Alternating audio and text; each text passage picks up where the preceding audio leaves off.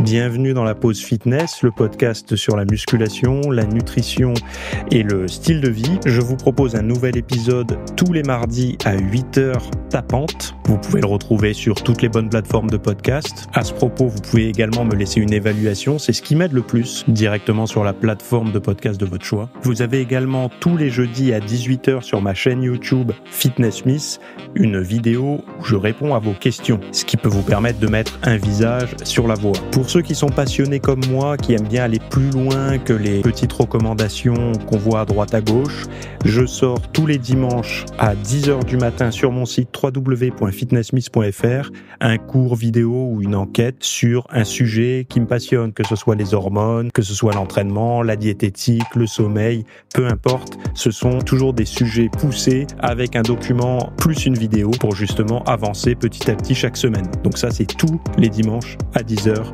sur mon site www.fitnessmiss.fr. Pour ceux qui veulent avoir des programmes ou de la documentation numérique, que ça soit un programme masse, un programme sèche, un programme énergie, j'ai plein de rubriques sur mon site, donc vous pouvez voir le lien directement dans le podcast à la rubrique boutique.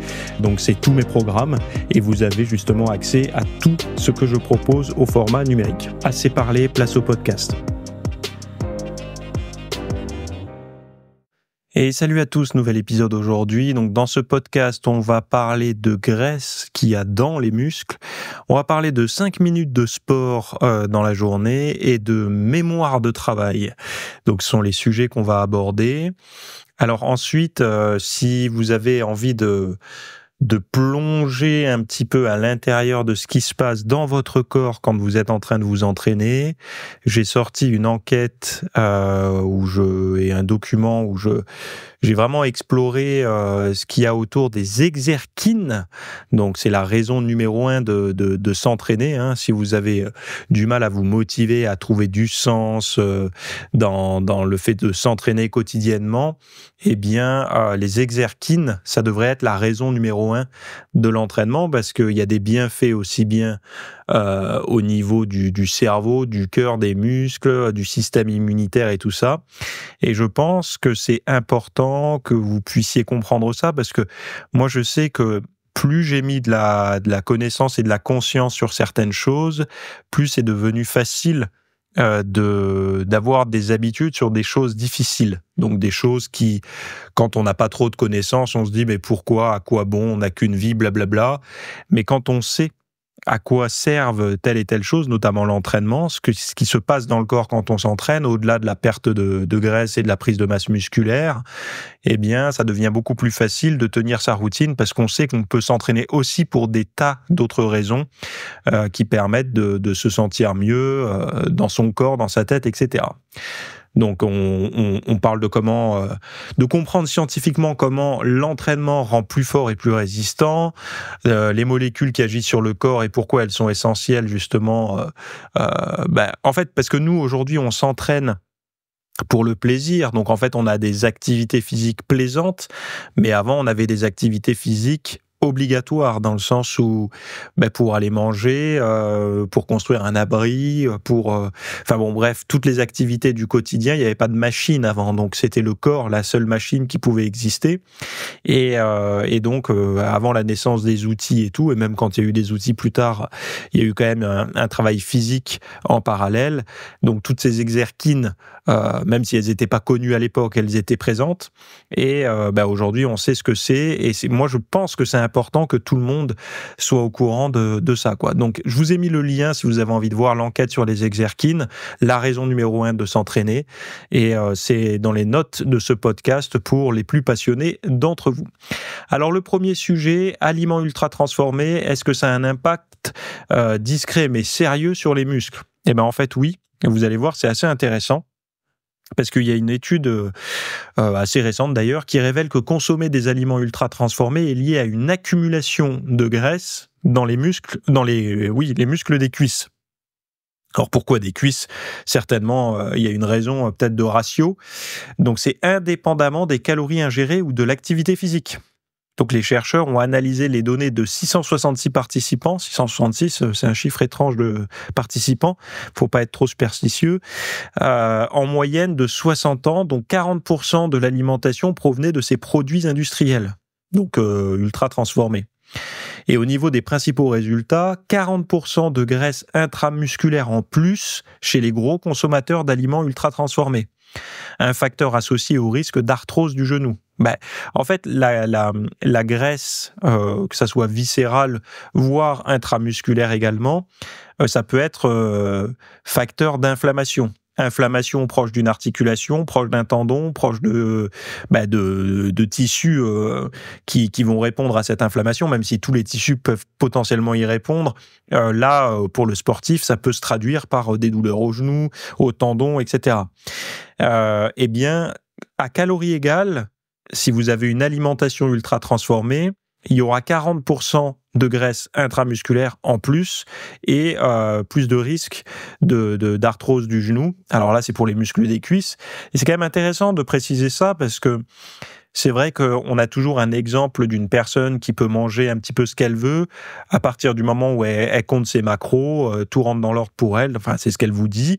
Mais en fait, physiologiquement, à l'intérieur, si on pouvait la comparer à son homologue qui fait tout bien, qui a la même génétique et tout, mais qui fait tout bien au niveau de l'alimentation, en tout cas qui mange moins d'aliments ultra transformés, elle aurait moins de graisse intramusculaire, potentiellement moins d'inflammation et moins de risque d'arthrose du genou.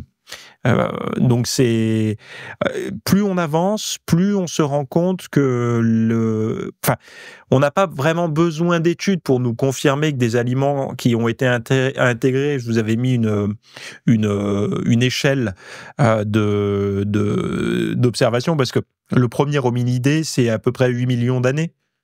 Et je vous avais mis là dans mon dernier mail du vendredi une échelle pour vous rendre compte de ce que ça représente la consommation d'aliments ultra transformés.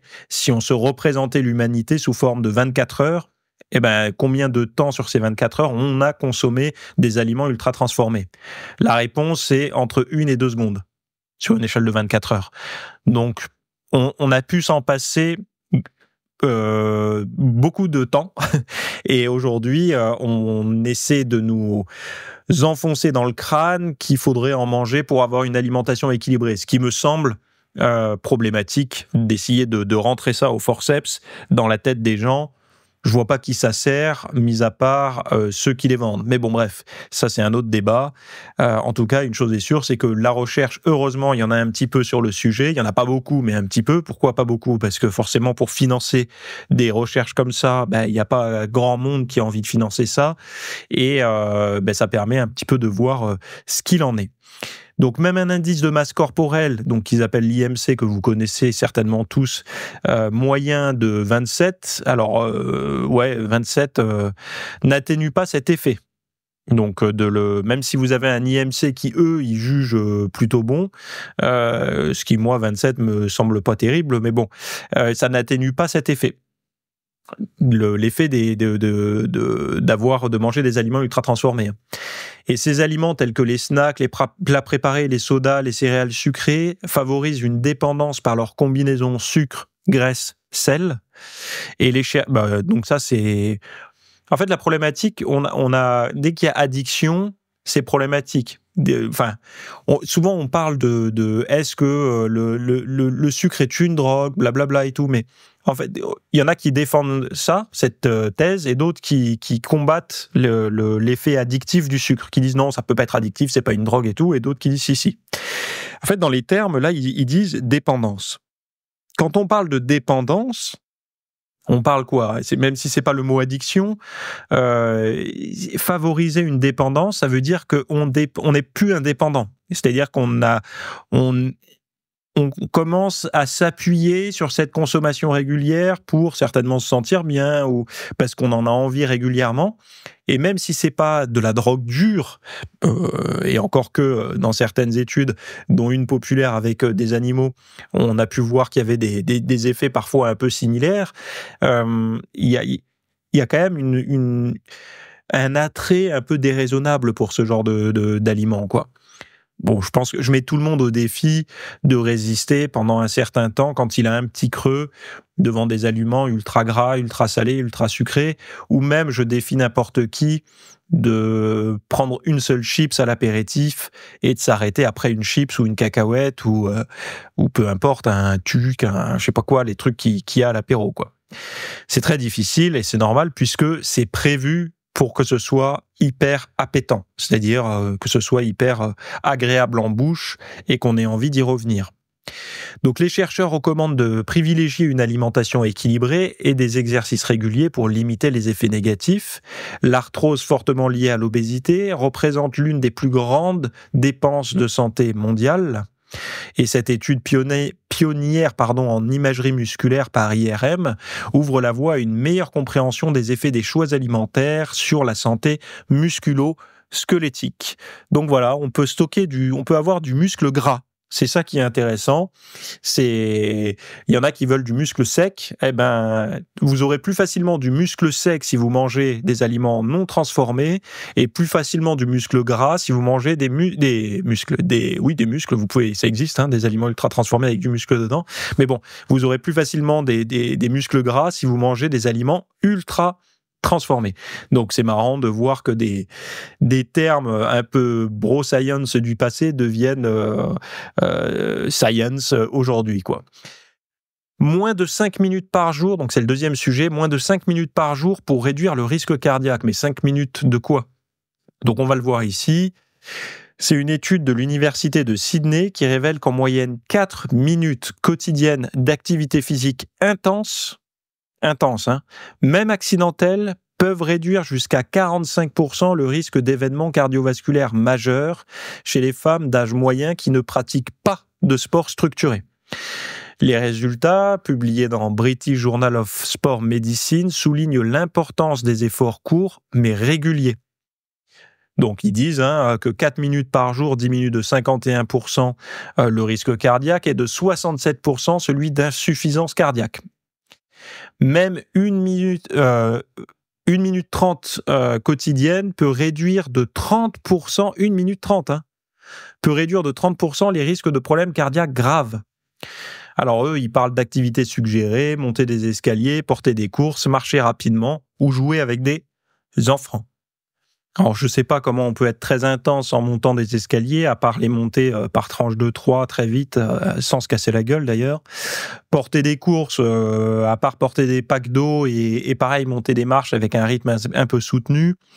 Marcher rapidement, est-ce que c'est de l'activité intense à marcher rapidement? Non. Ou jouer avec des enfants, oui, non. Enfin, je ne sais pas ce qu'on fait. Je serais curieux. Enfin, vous, pareil, quand on est dans le monde de la muscu, on a du mal quand même à se dire que tous ces trucs-là, c'est de l'activité physique intense. Eux, ils le catégorisent comme ça, mais bon. Donc, ces exercices appelés activité physique intermittente intense de style de vie. VILPA. Bon, VILPA. Je répète, activité physique intermittente intense de style de vie. S'intègre facilement dans les routines. Oui et non, parce que comme... si vous n'avez pas l'opportunité de faire ça, ou si vous le faites déjà dans votre quotidien, en fait, ce qu'il faut savoir, c'est que les bénéfices sont impressionnants parce que les gens sont tellement sédentaires, donc ils ont tellement un niveau bas, en fait, d'activité physique, que le moindre ajout permet d'obtenir des gains au niveau cardiovasculaire. Ça ne veut pas dire que vous allez avoir les mêmes gains si vous faites plus souvent des montées d'escalier et tout ça. Ça sera certainement moindre, étant donné que vous faites déjà du sport. Et moi, ce que je retiens là-dedans, c'est intermittente dans le style de vie. Donc, c'est-à-dire d'inclure, au lieu de se dire « je fais mes 30 minutes de marche et ma musculation », d'essayer d'inclure ponctuellement dans sa journée, c'est-à-dire toutes les 30, 45 ou 60 minutes, quelque chose qui vous met en mouvement un peu rapidement. Alors là, les montées de marche et tout, moi, en ce moment, je fais un truc, c'est tout bête, mais j'ai une kettlebell derrière mon bureau, et quand je me lève pour aller me faire un café ou aller à la fontaine à eau, ou peu importe, je fais quelques swings. Bon, ça, c'est intense et c'est ponctuel. Et je vais faire une centaine de swings, par exemple, sur la matinée, entre mon ordinateur et la position debout que je vais prendre pour aller, ne serait-ce qu'aller au cabinet ou n'importe quoi. Et donc, ça permet de mettre un petit peu de rythme, mais ça n'enlève pas ma séance de muscu, ni la marche, ni quoi que ce soit. C'est juste d'inclure ponctuellement des activités physiques intenses dans le mode de vie. Parce que c'est vrai que la muscu ou même la course à pied ou peu importe le sport qu'on pratique, on a tendance à le pratiquer entre une heure et une autre, c'est-à-dire entre 17 et 18, ou entre midi et 13, ou entre 7 heures et 8 heures du matin, peu importe. Et le reste du temps, on se dit, c'est bon, on a bonne conscience, on a fait notre sport, donc on se met en mode un peu sédentaire.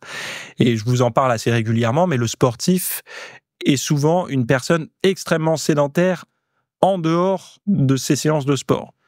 Parce qu'il y a un effet bonne conscience lié à la séance de sport. Alors évidemment, si vous êtes sportif de haut niveau et que vous faites, je sais pas, une vingtaine, voire une trentaine d'heures par semaine, ce qui est possible, ne pensez pas que c'est impossible, on parle pas de ça. Le peu de temps libre qui vous reste, mieux vaut vous reposer, c'est important. Mais quand vous êtes sportif récréatif, passionné, mais à titre, on va dire amateur, où vous allez faire votre heure en plus de votre métier, surtout si vous n'avez pas un métier physique, c'est important de mettre un petit peu d'énergie musculaire dans votre quotidien à d'autres moments, quoi. Donc ça, après, c'est tout un travail c'est sympa, de rechercher comment vous pouvez mettre dans votre routine, par exemple, de faire un plan, de vous dire, OK, je travaille ici, quels sont à quel endroit je peux mettre de l'activité physique dans mon job, à l'endroit où je bosse, mon bureau, il est où par rapport à ma bagnole, quelle distance il y a entre les deux, quel est le moyen de transport qu'il y a entre mon bureau et mon véhicule, est-ce qu'il y a des escaliers, des ascenseurs, qu'est-ce que je prends, est-ce qu'il y a des escalators, enfin bon bref, et d'essayer de mettre le maximum de dépenses là-dedans, quoi. Bon. Pareil sur les petits trajets, par exemple, moi quand je travaillais à Toulouse dans une très très grosse entreprise, il y avait une navette pour aller des bureaux jusqu'à la cafétéria. Bon, il s'avère qu'on pouvait très bien aller à la cafétéria à pied, ce qui représentait moins de 10 minutes de marche.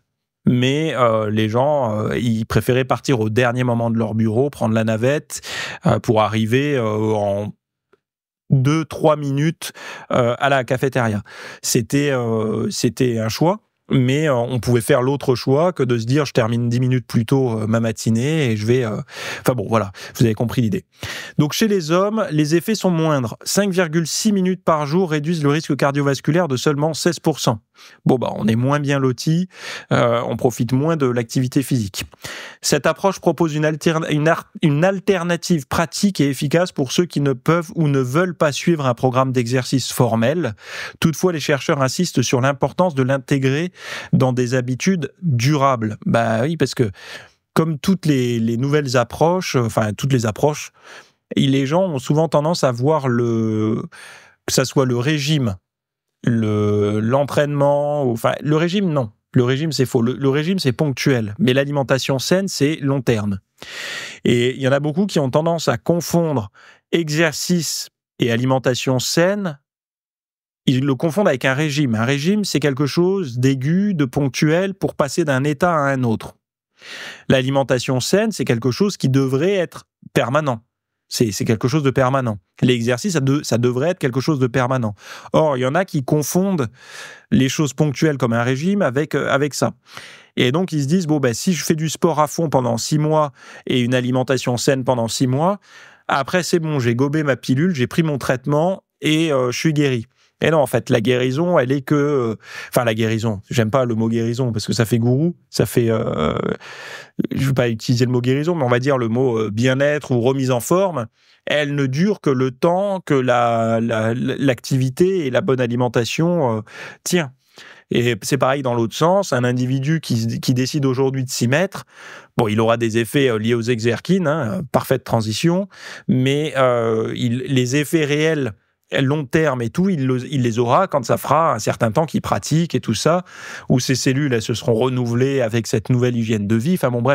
Au niveau physiologique, il faudra quand même un certain temps pour que on devient pas athlète du jour au lendemain, en fait. On devient pas sportif du jour au lendemain. Dans les termes, on peut dire c'est bon, tu es devenu quelqu'un de sportif, mais physiologiquement, on n'a pas la même oxygénation, on n'a pas la même souplesse cardiovasculaire, on n'a pas la même conduction, je sais pas si on dit conduction nerveuse, mais la même fluidité nerveuse, on n'a pas la même proprioception, voilà. C'est pas comme de dire si demain, par exemple, vous obtenez votre diplôme de je sais pas quel métier, du jour au lendemain, vous êtes diplômé, donc vous êtes professionnel de telle discipline. Donc ça, c'est immédiat, même s'il y a eu des études avant. Là, entre le moment où vous ne l'étiez pas et le moment où vous le devenez, c'est un bout de papier. Et alors que là, pour ça demande quand même un certain temps pour que votre corps se considère comme un corps en forme, athlétique et tout. Et malheureusement, ou heureusement, je sais pas, tout ça se perd quand on arrête. Et il y en a beaucoup qui vivent sur le passé ou sur le fait qu'ils sont sportifs parce qu'ils y vont 3 mois de l'année. C'est faux, c'est mieux que rien. S'il y en a qui peuvent pas faire mieux, c'est mieux que rien. Mais ça n'est pas l'idéal. Et on a toujours tendance à comment on appelle ça? À surestimer le sport, les effets du sport, c'est-à-dire que quand on s'y met, au bout d'une semaine, on a l'impression qu'on se sent mieux. Par contre, à minimiser quand on s'arrête. Alors, peut-être pas vous et moi, parce que quand on fait du sport, depuis des années, on a l'effet inverse. C'est-à-dire que quand on s'arrête, on a l'impression que très vite, on s'enraye. Et c'est un peu normal parce que les douleurs ont tendance à être masquées par toutes les endorphines et tout ça. Et puis même, j'imagine qu'il doit y avoir une forme de gainage musculaire, une tonicité musculaire qui nous maintient un peu en place et que quand on s'arrête, ne serait-ce qu'une semaine ou 15 jours, on perd un petit peu cette tonicité et donc on crée un peu de jeu au niveau des articulations et tout, ce qui nous réussit pas forcément. Hein. Et d'ailleurs, pas mal de personnes qui ont été arrêtées pour des raisons X ou Y, pour une blessure ou autre, elles voient qu'elles ont des douleurs qu'elles ne suspectaient pas, un mal de dos, un mal de genou et tout, qui survient et qui redisparaît quand elles reprennent l'entraînement. Donc il y a un effet un peu masquant de l'activité physique sur les douleurs. Moi, je préfère honnêtement ne pas avoir de douleurs, de pas sentir les douleurs. Si elles sont là et que je les sens pas, tant mieux. Et le mieux, c'est qu'elles soient pas là et que je les sente pas. Mais bon, je me fais pas d'illusions. Le sport, notamment la musculation et tout, quand on fait des sports un peu intenses, à un moment donné, on flirte quand même avec les blessures. Après, il faut savoir ce qu'on veut dans la vie. Il y en a qui préfèrent avoir un peu de bide et ne jamais avoir mal nulle part, mais ça viendra tôt ou tard, ils auront mal quelque part à cause de la sédentarité. On a tous, faut choisir comment on appelle ça, choisir ses combats ou je sais plus trop quoi. Moi, je préfère supporter un petit peu les douleurs liées au sport que les douleurs liées à l'inactivité. Voilà. Alors, je reviens à ces fameuses exerkines. Tout ce dont on parle là, finalement, les bénéfices, que ce soit cardiaque, que ce soit le taux de gras, la prise de masse musculaire, eh bien, ça c'est lié aux exerkines. J'ai oublié de vous parler de la suite, d'ailleurs. Il y avait un autre sujet sur le sport qui booste la mémoire de travail, mais je vais vous en parler. Je vous en parle maintenant. Il y a une étude menée par l'université le nom, je sais pas comment on prononce, Jyväskylä, qui révèle que les athlètes ont une meilleure mémoire de travail que les non-athlètes. Donc la mémoire de travail, c'est par exemple quand vous êtes, vous savez, les jeux où vous devez mémoriser. Est-ce que vous vous rappelez du jeu? Je crois que ça s'appelait Memories, un truc comme ça. Vous aviez des cartes, là, il fallait faire vous releviez une carte, et puis vous la remettiez dans l'autre sens, et puis après vous en retournez une autre, et puis en fait, avec votre mémoire, vous deviez savoir où se trouvait la précédente carte pour pouvoir faire des paires. Je sais plus si c'est Memory ou ça avait un nom. La mémoire de travail, c'est ça, où quand on vous affiche brièvement une image et qu'on vous l'enlève, et on vous dit, il y avait combien de personnes avec un sweat bleu, il y avait combien de personnes, et là, avec votre mémoire, vous devez travailler pour vous souvenir de tout ça. Donc ça, c'est la mémoire un peu de travail, la mémoire, je sais pas si on appelle ça immédiate aussi, mais en tout cas, la mémoire qui vous permet de bosser. Les animaux, en tout cas, certains singes sont meilleurs que nous là-dessus d'ailleurs. Et en partie parce qu'ils n'ont pas de smartphone et tout ça pour déléguer eux, ils peuvent pas avoir accès au smartphone pour leur mémoire. Hein. Nous, oui, mais eux, non. Et donc, les athlètes ont une meilleure mémoire de travail que les non-athlètes. Selon une méta-analyse nouvelle, là, les chercheurs ont comparé la performance cognitive des sportifs de tout niveau à celle de non-sportifs, et les résultats sont frappants. L'écart est particulièrement marqué face à une population sédentaire. Les bénéfices s'étendent à toutes les disciplines sportives et niveaux de performance. Donc, vous, moi, tout le monde, on en profite tous, hein, à partir du moment où on met le pied à l'étrier pour s'exercer. Alors pour Pia Astikainen, responsable de l'équipe, ces résultats s'ajoutent aux preuves montrant que l'activité physique atténue les effets négatifs du vieillissement sur le cerveau. En revanche, la sédentarité est associée à une détérioration des fonctions cognitives. Le projet SportsFace, incluant cette recherche, explore l'impact du sport sur la cognition et la perception sociale. Ces travaux renforcent l'idée que bouger préserve la santé mentale et cérébrale, soulignant l'importance cruciale de l'exercice dans nos vies. Voilà. Tout est dit, en fait. La mémoire, est-ce que c'est important, pas important? En tout cas, quand vous faites du sport, si vous avez un métier ou, je sais pas, même dans votre vie, vous avez besoin d'avoir beaucoup de mémoire. Alors, on en a tous besoin, mais il y en a d'autres pour qui c'est beaucoup plus important que d'autres. Sachez une chose, c'est que le sport vous aide dans ça. Et en fait, de toute façon, tout ce qui est bon à prendre avec le sport, on le prend. Hein. Après, arrivé à un certain âge, je pense que les problèmes de santé mentale et de mémoire et de santé cognitive, on va dire, deviennent de plus en plus importants. En tout cas, on commence à devenir de plus en plus inquiet quand arrivé à un certain âge. Alzheimer, par exemple, c'est quelque chose qui peut faire beaucoup plus peur. Je sais pas moi, quand on a 60 ans, que quand on a 30 ou 25, 30, 35, 40 ans. Et de savoir que le sport, l'activité physique permet de réduire les effets du vieillissement du cerveau, les effets négatifs en tout cas du vieillissement du cerveau, ça peut donner du sens à beaucoup de personnes, quoi. Mais bon, je vous invite à aller voir l'enquête que j'ai pu faire sur les exerkines, donc où on parle.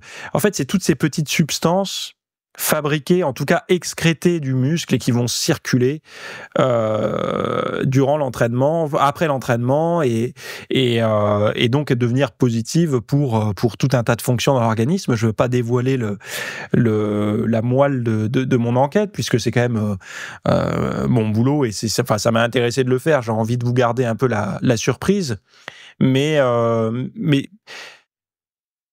fait, après avoir vu ce genre de contenu, on ne va plus à la salle d'entraînement ou dans son home gym uniquement pour prendre du muscle ou uniquement pour brûler du tissu adipeux.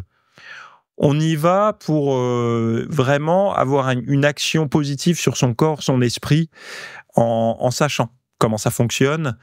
Et on se dit que dans tous les cas, peu importe la forme d'exercice qu'on va choisir, à partir du moment où on va s'exercer, il va y avoir des effets positifs. Donc c'est au moins là-dessus que tous les sports, tous, peuvent se réunir. C'est-à-dire que quand on essaye de dire tel sport est complet, tel sport est blabla et tout, le fait de faire du sport régulièrement, de mettre ses muscles en mouvement, de préférence un peu intensément, il va y avoir des avantages dont tout sportif va pouvoir profiter. Et ça, il n'y a pas de pilule encore qui permet d'avoir ça. Il n'y a pas de pilule d'exerkine, factuellement, ça n'existe pas. Bon, forcément, peut-être qu'un jour, certainement, même c'est sûr, un jour, la recherche sera suffisamment performante pour envoyer ça directement aux non-sportifs. Mais ça permet quand même, quand on aime s'entraîner, faut pas croire que quand on aime s'entraîner tous les jours. On aime l'idée de l'entraînement, on aime pratiquer les sports qu'on fait, mais il y a des jours où l'entraînement est plus difficile. Et parce qu'on a eu une mauvaise journée ou pour une raison X ou Y. Et ben, durant ces moments-là, il faudrait être capable de se dire que malgré tout, on va en sortir mieux que ce qu'on est arrivé. Peut-être un peu plus fatigué, mais comme on dit, d'une bonne fatigue. Et toutes ces petites substances, quel que soit l'état dans lequel on se trouve, à partir du moment où on est bien portant, hein, je parle pas du malade qui a des contre-indications avec l'activité physique, mais peu importe l'état dans lequel on se trouve, déprimé, en colère, au contraire un peu trop léthargique, un peu fatigué et tout, le sport peut vraiment aider à... C'est comme si ça permettait un petit peu de vous savez, on est dans les périodes des fêtes, là, ces boules de Noël, là, avec à l'intérieur, les flocons de neige qu'on secoue, et puis ça fait remonter tous les flocons, ils sont en suspension, puis on a la Tour Eiffel, ou on a le Père Noël, on a je sais pas trop quoi, c'est un peu ça. Ça permet de tout remettre un peu en mouvement à l'intérieur, et que ça soit plus homogène, plus agréable, plutôt que tout reste coincé dans un coin. Et c'est un peu ce qui se passe quand on va s'entraîner. Ça active un petit peu tout un tas de choses qui sont positives pour notre bien-être, que ça soit physiologique ou mental, et on en tire toujours un avantage. Donc voilà, donc je vous invite à aller voir ça, je vous ai mis le lien, ça s'appelle Exerkin, la raison numéro 1 de s'entraîner, et puis vous en saurez plus là-dessus. Voilà, donc je vous remercie encore une fois pour tous les avis que vous laissez à chaque fois sur les épisodes, que ce soit sur mon site, que ce soit sur YouTube ou alors sur les plateformes directement.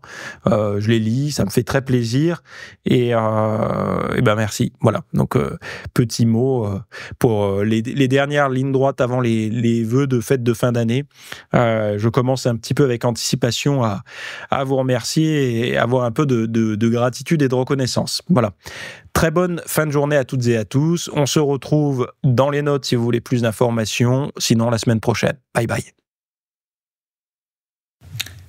Merci d'avoir écouté cet épisode. Alors, avant de partir, j'avais juste quelque chose à vous partager.